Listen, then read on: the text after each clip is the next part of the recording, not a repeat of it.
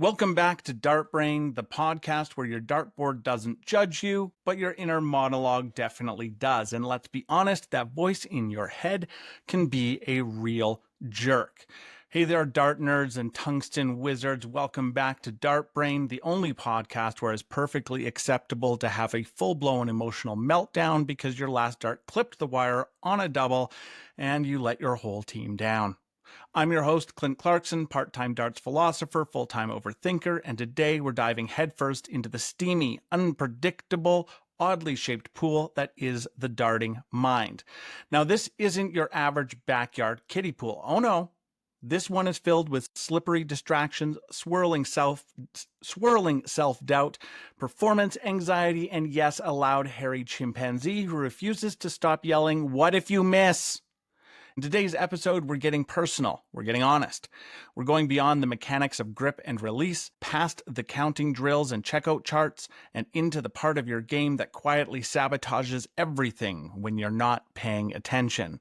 We're talking about the stuff between your ears, the gray matter, the brain jelly, the mental motherboard that short circuits every time you're one dart away from glory and suddenly forget how to use your arm. That's right, today's episode is all about sports psychology and why you need it, or, as I like to call it, how to train your monkey brain not to scream like it's being chased by a tiger every time you line up a double 10. Because let's be honest, your biggest opponent isn't the guy across the oche. It's you, your brain, your thoughts, your inner critic who thinks it's helpful to remind you mid-throw that you once missed a checkout in 2017 and haven't emotionally recovered. So buckle in. Breathe deep and prepare to meet your dart brain face to face. It's time to tame the chaos. Let's do this. Let's get something straight right off the oche. Most dart players, whether you're a pub league regular, a tournament warrior, or a lone garage thrower with a dream, think their biggest weakness is something physical. Maybe it's your stance. Maybe your grip's too loose or too tight. Maybe your release is as inconsistent as your Uncle Gary's bowling form. Or maybe you've convinced yourself it's that weird little head tilt you do, the one that makes you look like a confused pigeon trying to read a subway map. But here's the uncomfortable truth. It's probably not your body that's holding you back. It's your brain. If darts was purely physical, we'd be training in the gym. There'd be dart players doing deadlifts, measuring their bicep to checkout ratio, or working with a personal trainer named Chad. But we're not. We're in the pub, baby. We're in a dimly lit rec room with sticky floors and cheap pints. We're grown adults emotionally unraveling because we hit a 5 when we needed a 20, all while a guy named Shane in a tank top breathes so loudly behind us it feels like a wind tunnel. So what gives? If you've spent hundreds of hours perfecting your throw, practicing your setups, memorizing your checkouts, and still crumble the moment it actually matters, welcome to the club. The problem isn't your form, it's in your focus. This is where mental training comes in. It's the not-so-secret sauce that separates the sharpshooters from the panic lobbers. It's the difference between someone who thrives under pressure and someone whose throwing arm suddenly forgets how to function. And no, this isn't just some hairy-fairy believe-in-yourself nonsense. We're talking real science, sports psychology, brain training, the stuff Olympians use. Pro athletes swear by it. Even your Aunt Karen probably uses visualization techniques before her weekly bingo cage match. Because here's the harsh truth. You can own the best darts ever made, forged from mystical tungsten, blessed by a wizard, inscribed with your zodiac sign, perfectly balanced by a retired ninja, and forged from the sword Excalibur. You can practice until your forearm looks like it was sculpted by Michelangelo and your wrist snap could launch a paper airplane through a brick wall. But if your brain decides mid-throw, mid-match, mid-moment to shout, "Hey, what if you miss and everyone sees? What if you fail?" It's game over. That's where mental training saves the day. It teaches you not to listen to that voice, or better yet, it teaches you to smile at it, nod politely, and carry on like a professional. It's not about ignoring your thoughts, it's about mastering them, about building a brain that can handle pressure, tune out distraction, and show up when the moment counts, even if Shane is still back there breathing like a congested leaf blower. Because at the end of the day, darts isn't just a game of numbers, it's a game of nerves. So what is sports psychology really? Let's break it down without the textbook fluff and fancy jargon. At its core, sports psychology is the science, and sometimes witchcraft, of not completely falling apart under pressure. It's the mental armor you wear when everything starts to feel just a little too real. When your breathing gets shallow, when your heart starts doing double time and your brain decides to play the greatest hits of what if I miss and everyone's watching you. It's about learning to stay focused, confident, relaxed, and mentally present even when the crowd is roaring, your palms are sweating like you're gripping a sponge, and you suddenly realize you're down 2 legs to your buddy Ricky, who not only showed up smashed, but is still wearing sandals and socks and somehow still hitting doubles. Sports psychology is what helps you not crumble in those moments, or at the very least, to crumble quietly and with dignity. Now let me paint a picture. Imagine your brain at a darts match. It's not just playing a role. Oh no, your brain is the coach barking orders like a military drill sergeant. It's also the player nervously questioning every throw. It's the referee blowing imaginary whistles and yelling, "Nope, that form was all wrong." And yes, it's even the annoying fan in the back shouting, "You suck," every time you so much as glance towards the triple 20. Sports psychology is the toolkit that helps you shut that fan up, calm that coach down, get the player back in rhythm, and maybe even remind the ref that this isn't the World Cup. It's Thursday Night League at the Moose Lodge. It's about building resilience, finding focus in chaos, harnessing confidence, even when your throw feels like you're trying to guide a paper airplane through a hurricane. It's about keeping your cool when your knees are doing the Macarena and your dart suddenly weighs 12 metric tons. Let me put it in caveman terms. Your brain is still running software from the Stone Age. So when you walk up to the oche, that part of your nervous system, the primal bit, deep in your brainstem, doesn't see a dartboard. It doesn't see a quiet, focused environment where you calmly toss a precision instrument. No, it sees a woolly mammoth, or worse, a saber-toothed tiger. It thinks this is life or death. This is survival, fight, flight, panic, sweat, go. Your body tenses up. Your breathing shortens. Your hands tremble. All because your ancient survival brain doesn't know the difference between a match-deciding double and being chased barefoot through the forest by a giant prehistoric cat. Your job is to convince it otherwise. You've got to train your brain to recognize the dartboard as safe, as something you've seen 1,000 times, something you can handle. You're not in danger. You're just playing darts. You're in control. That's what sports psychology gives you. Not a way to eliminate pressure, but a way to transform it. From panic into performance, from stress into focus, from I can't handle this to bring it on. And once you learn to flip that switch, you go from hoping you play well to knowing you will. Let's talk about the unique psychology of darts. Unlike other sports where you can get hyped, throw a shoulder, scream into the void, darts is quiet. It's still. It's isolated. You're standing at the line, alone, with nothing but your own thoughts and a couple of blokes behind you hoping you miss. So why is darts so mentally brutal? Well, for one, you're on an island. It's you versus you. There's no teammates when you're at the oche, no ref. Just your thoughts, your slightly sweaty palms, and those concentric rings on the wall. You're alone at the oche, but everyone is watching you like you just walked into a surprise intervention. Second, every throw is a test. The game of darts is made of micro moments that all require maximum focus. Lose it for even a second? Welcome to 26 Town. Third is the adrenaline paradox. Other sports, you can grunt, yell, smash a racket. In darts, you do that, you're on YouTube the next day as a cautionary tale. It's like trying to thread a needle while riding a roller coaster. Fourth, mental fatigue is real, and it sneaks in like a ninja. 13 hours into a tournament, you're not thinking straight.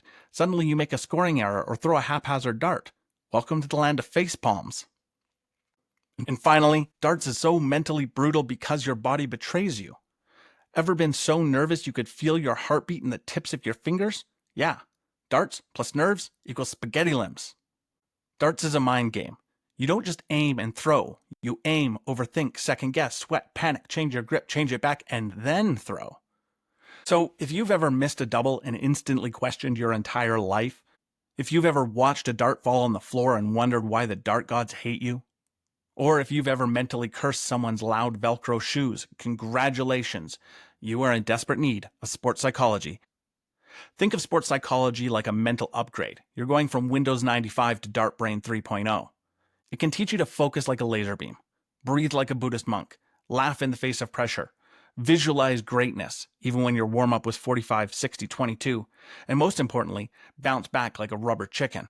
The real difference between playing in your basement and playing at a tournament is that there's pressure.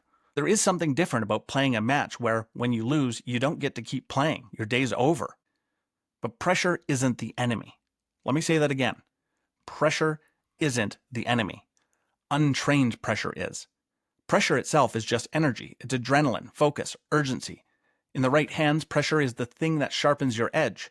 It's what gives you the energy to compete after 15 hours. It's what turns regular players into match-winning machines.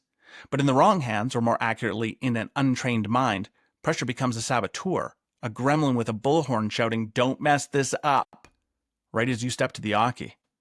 The key thing to understand is that anxiety isn't just in your head. It's in your hands, which shake or tense up at the worst possible moment. It's in your breath, which becomes short, shallow, and totally useless. It's in your throw tempo, which goes from smooth jazz to drunken tambourine solo. It's in your thoughts, which spiral from just throw like you practiced to what if I miss? What if everyone sees? What if I never hit a double again? Pressure messes with you. It messes with your routine. Suddenly you skip a breath or rush your setup. It messes with your confidence. Every throw feels like you need to be perfect or else. It messes with your grip. Too tight, too loose, or both somehow at once. And it messes with your imagination. You start believing your opponent can read your mind, steal your soul, and sabotage your throw from 7 feet away with dark magic. So what's actually happening here? It all comes back to one of the most primal human responses: fight, flight, or freeze. That's right. When you're under stress, your brain doesn't say, yes, a darts match. Let's calmly execute motor skills. No, it says, danger, saber-toothed tiger, life or death, prepare for combat. Your nervous system can't tell the difference between the pressure of a crucial double 16 and the feeling of being hunted in the forest by something with fangs. Evolution didn't design us for darts. It designed us for survival. So let's break down the fight, flight, freeze response in dart-specific terms. Fight. You grip your dart like it insulted your mother. Your muscles tense up. You overthrow. Your body says, we must defeat the enemy. But the only enemy is a circular board on the wall, and maybe Shane's smug face. Flight. You want to run, metaphorically or literally. Your brain whispers, fake an injury, pretend your shoulder hurts, say you have to pee, flee the scene. You start throwing quicker just to get it over with. No aim, no focus, just survival mode and sneakers. And freeze. This is the worst one. You lock up, your hand won't move, your brain goes blank, you forget you're out, you forget how math works. You stare at the dart like it betrayed you. You think, why is my hand stuck? Am I broken? Should I reboot? The real kicker? You know it's happening and you can't stop it. You're inside your body watching it go haywire like a car skidding on ice, and all you can do is hang on and hope. Here's the truth though. This isn't your fault. It's biology. It's instinct. But just because it's natural doesn't mean you're doomed. The solution isn't to avoid pressure. That's impossible. Pressure's baked into the game. It's part of what makes dart so thrilling. The solution is to train your mind to handle it. Train it like Rocky prepared for Apollo Creed, but instead of punching slabs of meat, you're working on breath control, mindfulness, positive self-talk, and building routines that ground you like an emotional anchor. It's learning how to calm your nervous system on command, how to flip the switch from caveman panic to Zen assassin. You're not trying to eliminate the fight, flight, freeze response. You're learning to override it, to walk up to the oche, feel the pressure, and say, yep, I see you, but I've trained for this. And that is where the real games begin. I remember warming up at the Chris Hatter Memorial in Medicine Hat, Alberta in 2007. Jerry Convery, Canada's #1 player at the time and 4-time participant in the PDC World Championships, was playing beside me. At the time, I was continually hitting a wall. Every time I'd get into a big match, the nerves would get to me. I'd struggle, especially on doubles. So I asked Jerry, how do I stop my heart from beating so hard and my hands from getting sweaty? Jerry's reply, you don't. I was shocked. He was Canada's top player telling me I couldn't get over my nerves. But he followed up and said, you have to learn to use it. The best players play their best when they feel that pressure. I went on to make the finals of that tournament, where Jerry whitewashed me 5-0, but I took that mantra with me for years. Anytime I got nervous, I would say to myself, this is when the best players play their best. I didn't know it at the time, but that sort of mantra, that sort of mental reset, is an incredibly powerful sports psychology tool. Let's talk brains, because believe it or not, you've got more than one running the show up there. In his brilliant book, The Chimp Paradox, Dr. Steve Peters lays out a simple but powerful concept. Your brain is made up of 2 main characters, a chimp and a professor. Think of it like this. Your chimp brain. This is your emotional toddler. It's wild, irrational, dramatic, and just a little bit feral. The chimp brain lives in your limbic system, the part of your brain responsible for fear, survival, and responding to anything it thinks is dangerous with full-blown sirens and screaming. In darts, this is the part of your brain that says, we're about to lose, panic, everyone is watching, throw it as fast as possible and pretend you're fine. The chimp brain is all emotion all the time. It doesn't care about your training. It doesn't care about your strategy. It doesn't even care that this is just a darts match and not a gladiator pit. To the chimp, missing a double is a life-threatening social humiliation, and the only appropriate response is to flail wildly or freeze like a deer in headlights. Now, meet the inner sage, the professor brain. Logical, calm, methodical, probably British, possibly wears glasses and sips tea. The professor brain lives in your prefrontal cortex, the part of your brain that plans, reflects, analyzes, and keeps you from making decisions that end in disaster. In darts, the professor brain is the one that says, breathe, you've hit this double 1,000 times in practice. It's just a miss. It's fine. Reset. Focus on the next shot. Let's stay in the moment and remember that Shane's loud breathing is not an actual threat to our existence. This brain is your coach, your navigator, your best friend when the match is tight and the nerves are kicking. It keeps your emotions in check. It helps you think clearly when everything feels like it's starting to unravel. So, how do you deal with these two brains in competition? When you're practicing alone in your garage with your favorite playlist and zero consequences, the professor brain is running the show. You're thinking clearly, you're relaxed. Your throw is fluid, you're in a groove, you hit that double 18 like it's muscle memory, because it is. But when the match counts, when there's an audience, a trophy, a league title, or even just bragging rights on the line, guess who kicks the professor out of the driver's seat? Yep, the chimp. Suddenly the professor is tied in the trunk while the chimp grabs the wheel and screams, "Everything is on fire, throw faster!" And here's the wild thing. The chimp actually believes it's helping. Its job is to protect you. It's scanning for threats, not just physical, but social. Things like embarrassment, shame, or being judged by Shane. The chimp doesn't understand darts. It understands danger, and it thinks losing or missing or looking bad is the end of the world. Meanwhile, the professor is in the trunk trying to whisper, "It's just a game. Let's focus on our mechanics." But the chimp is already doing donuts in your mental parking lot.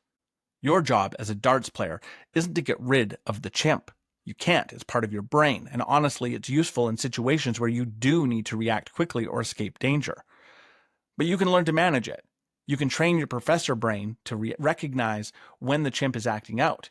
You can train it to step in with calming routines, breath work, and focus cues. And you can teach it to regain control when the chimp starts launching emotional banana grenades during a tense match. Mental training, mindfulness, visualizations, routines, positive self-talk, all of it is about strengthening the professor's voice so it stays loud and clear even when the chimp is flipping tables.